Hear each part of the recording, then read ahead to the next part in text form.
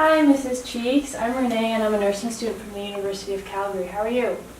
Call me Rosie. Okay, thank you for letting me into your home today. Of course, dear, it's my pleasure. Before we get started, I just wanted to let you know that anything you say to me today will be kept confidential between me and the healthcare team, unless you say something that makes me concerned that you're a harm to yourself or to others, alright? Okay, dear. And that being said, do you mind letting me know how I can help you today? You see, my son, he thought I had the dementia, because I have troubles getting out of bed in the morning. I just don't want to get up, and I'm really sad all the time. I don't eat a lot. I've lost my appetite, and I went to the doctor, and he said it was the depression. But my son says it's not a big deal, so I guess I'm okay. I'm so sorry to hear that, Rosie. I could only imagine how difficult that was to deal with. Do you mind just telling me a little bit about your relationship with your son? I just feel like such a burden on him now because I can't even get myself out of bed sometimes, and he doesn't seem to think that there's anything wrong with me, but I know this isn't who I am. He thinks it's just because I'm getting old. Well, it sounds like you've raised a really wonderful son, but I do want to let you know that depression isn't a normal part of aging. But one thing that is good is that if you have proper social support networks, like friends and family, they can help you get through this hard time. Do you have anybody that you trust that could maybe help you through your depression? Well, even though he doesn't really understand my depression, I would say Sandro. Would you like me to call him over? I would, but before you do that, I do need to ask you, have you ever thought about harming yourself or anyone else? Oh, no, dear, I could never do that. Sandro! Hey, Mom, I heard you call. You alright? Oh, I'm okay, dear. I have a visitor for us.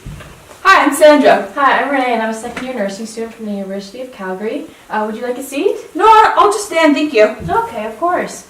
So I've been talking to your mom here today about her recent diagnosis of depression, and we agreed that it would be good for you to kind of join the conversation with us if that's alright with you. Yeah. Okay.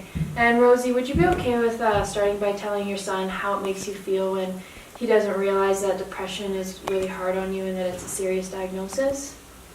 I don't feel like you totally understand how much of an effect it's having on me. I've stopped going to the mall to walk with my friends. I have trouble getting out of bed, and I never get out of my pajamas, which is why even though we have this lovely visitor, I'm still here in my nightie. Okay, yeah.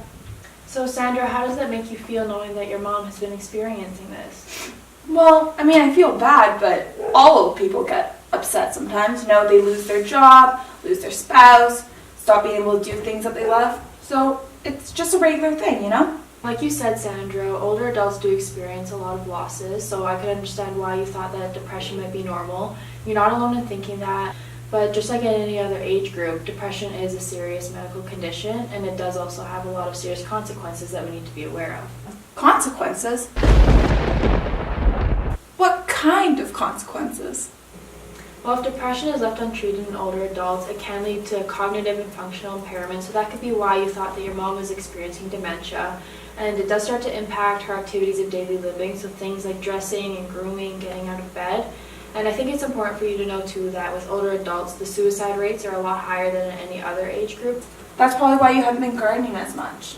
I feel bad for not picking up on it earlier. I should have known.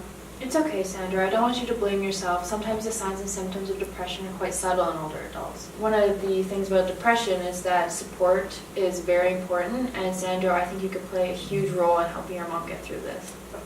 I want to talk to you guys about something called circular communication. So here we have Sandro, and now that you're kind of starting to understand depression a bit better, you feel concerned for your mother because you care for her and you want to help her out. So then those feelings will help you act by asking your mom how she's feeling and asking how you can help her. And then by doing that, your mom, she starts to feel that you really care about what's going on and that you're understanding what she's going through. So then that trust that develops, that will influence her actions, and then when she does need help, she'll come to you and ask for that help. So if my mom's lying in bed and is feeling down, I should try to encourage her to get up, and we can maybe do an activity that we used to do together. Like gardening? Yeah, exactly. And these pamphlets, you guys can take a look at them. If you ever feel like you're struggling in the new role as a caregiver, Sandro, you can go to some counseling sessions to go and get some advice. And if you ever feel like it, there's always group counseling that you two can do together.